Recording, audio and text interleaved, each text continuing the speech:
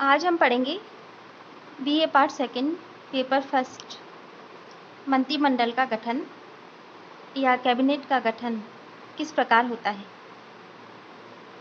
तो हम इसमें देखते हैं कि जब भी मंत्रिमंडल का गठन होता है तो सबसे पहले होती है प्रधानमंत्री की नियुक्ति। प्रधानमंत्री की नियुक्ति सम्राट द्वारा की जाती है। परंतु सम्राट उसी व्यक्ति को प्रधानमंत्री नियुक्त करता है जिसे जनता द्वारा महानिर्वाचन में निर्वाचित किया गया हो। यानी जनता द्वारा महानिर्वाचन में जिसे चुना गया हो उसी व्यक्ति को सम्राट द्वारा प्रधानमंत्री नियुक्त किया जाता है।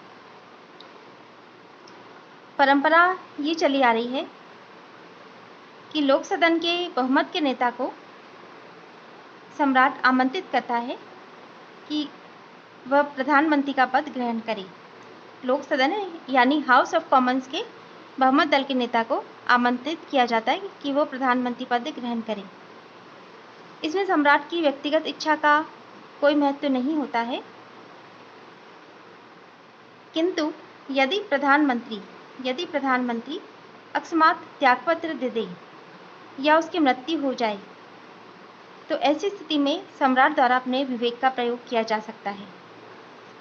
ठीक है, यदि प्रधानमंत्री अकस्मात त्यागपत्र दे दे या उसकी मृत्यु हो जाए तो सम्राट द्वारा अपने विवेक का प्रयोग किया जा सकता है प्रधानमंत्री की नियुक्ति में। लेकिन जो भी व्यक्ति उसने चुना है, जो भी चुना गया व्यक्ति है, वो लोकसभा के बहुमत का विश्वासभाजन होना चाहिए। यानी कि चुने गए व्यक्ति को लोक सदन हाउस ऑफ कॉमन्स के बहुमत का विश्वास प्राप्त होना चाहिए। तो इस प्रकार सम्राट प्रधानमंत्री को नियुक्त तो करता है, किंतु उसे देखना पड़ता है कि बहुमत दल का नेता हो, और बहुमत दल का नेता वो होता है जिस दल को जनता ने बहुमत से चुना हुआ हो, और वो लोक सदन के विश्वास के पर्यंत ही अपने पद पर रह भी सकता है। अब हम देखते हैं कि दोनों ही प्रमुख दलों ने इस चलन को अपना लिया है कि जब भी प्रधानमंत्री का पद रिक्त हो तो लोक सदन का बहुमत स्वयं अपने नेता का चुनाव करेगा। कि जब भी प्रधानमंत्री का पद रिक्त हो तो लोक सदन का बहुमत स्वयं अपने नेता का चुनाव करेगा। तो इस प्रकार सम्राट की जो विवेक की पावर्स है वो और भी कम हो गई हैं। इसके बाद हम देखते हैं कि अन्य मंत्रियों की नियुक्ति किस प्रकार की जाती है। सम्राट द्वारा प्रधानमंत्री के परामर्श के आधार पर अन्य मंत्रियों की नियुक्ति की जाती है। आजकल ऐसा होता है कि प्रधानमंत्री द्वारा अपने सहयोगियों की सूची सम्राट को दी जाती है और सम्राट उनके नामों की घोषणा कर देता है। इस प्रकार सम्राट का इस नियुक्ति में भी महत्व बहुत कम हो गया है। अब हम देखते हैं कि प्रधानमंत्री और मंत्रियों के बारे में कुछ परंपराएं भी हैं। रॉबर्ट वालपोल के समय से ही ये परंपरा चली आ रही है कि प्रत्येक प्रधानमंत्री संसद के दोनों सदनों में से किसी एक सदन का सदस्य अवश्य रहा हो। संसद के दोनों सदन यानी हाउस ऑफ लॉर्ड्स और हाउस ऑफ कॉमन्स में से किसी एक सदन का सदस्य अवश्य रहा हो। 1923 में एक परंपरा और चली।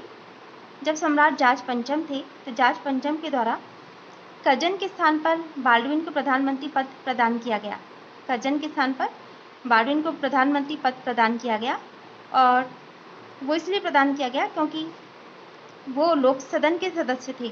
तो ये परंपरा स्थापित हुई है कि प्रधानमंत्री लोक सदन का ही सदस्य होना चाहिए। इसके अलावा हम देखते हैं कि परंपरा के अनुसार मंत्रिमंडल के सदस्यों के लिए संसद का सदस्य होना अनिवार्य है। मंत्रिमंडल का प्रत्येक सदस्य संसद का सदस्य भी होना ही चाहिए। इस प्रकार वहाँ व्यवस्थापिका और कार्यपालिका जुड़ी रहती है। संसद सदस्य न होने पर केवल उसे 6 माह की अवधि के लिए मंत्री बनाया जा सकता है। केवल 6 माह की अवधि के लिए उसे मंत्री बनाया जा सकता है। और इस इसके लिए या तो उसे लॉर्ड की उपाधि देकर लॉर्ड सभा का सदस्य बना लिया जाता है, या किसी उपचुनाव में किसी निर्वाचन क्षेत्र से वह चुन करके आता है। तो इस प्रकार वो हाउस ऑफ कॉमन्स का सदस्य बन करके और तभी उसे मंत्री बनाया जा सकता है, यानी मंत्री पद पर बने रहने दिया जा सकता है। इसके अलावा मंत्रिमंडल में दोनों ही सदनों को प्रतिनिधित्व प्रदान किया जाता है, यानी मंत्रिमंडल में हाउस ऑफ लॉर्ड्स और हाउस ऑफ कॉमन्स, संसद के जो 2 सदन हैं, उन दोनों को ही प्रतिनिधित्व प्रदान किया जाता है।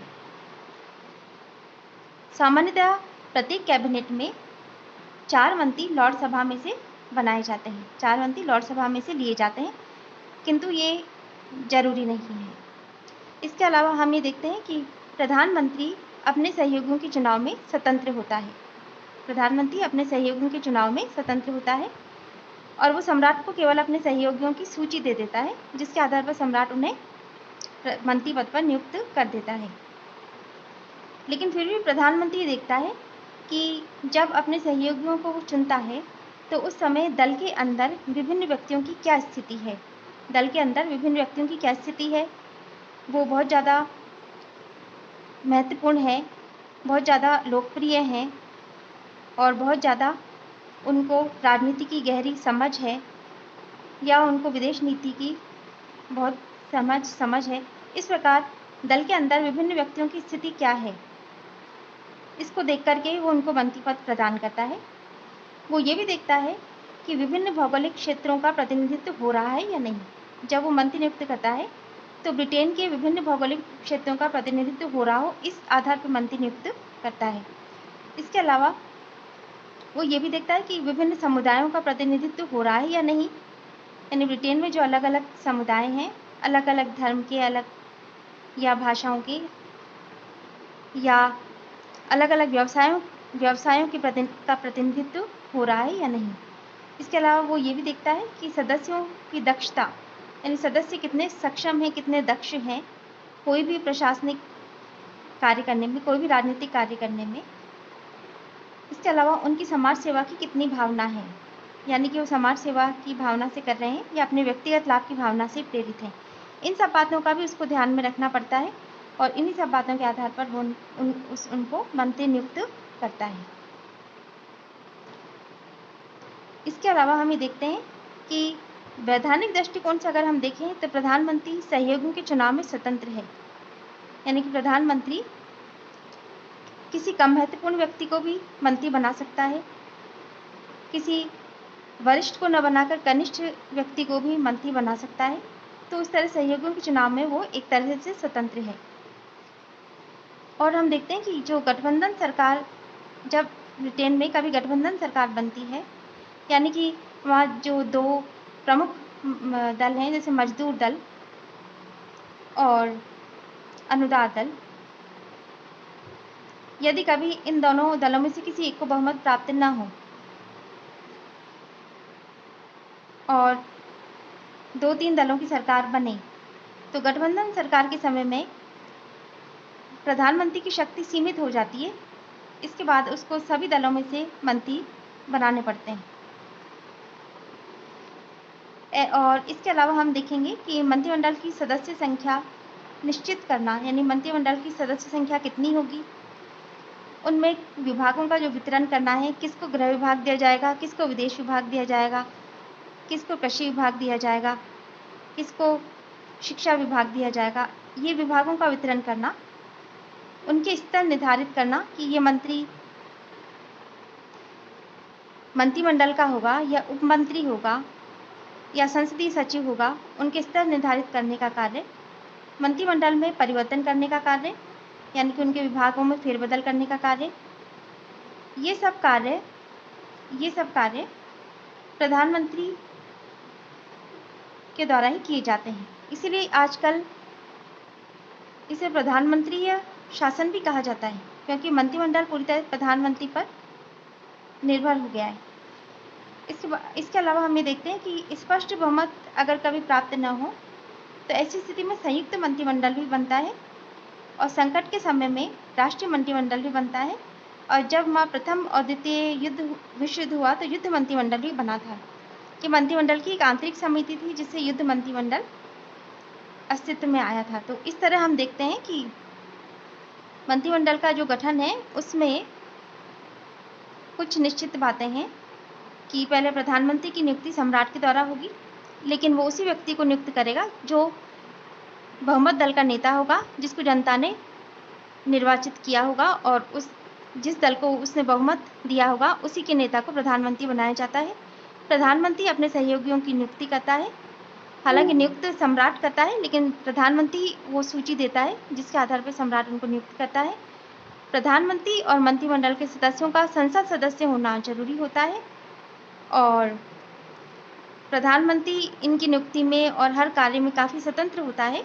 लेकिन जब गठबंधन सरकार बनती है या स्पष्ट बहुमत प्राप्त नहीं होता, तब संयुक्त मंत्रिमंडल बनता है। उस वक्त प्रधानमंत्री की शक्तियाँ भी सीमित हो जाती हैं।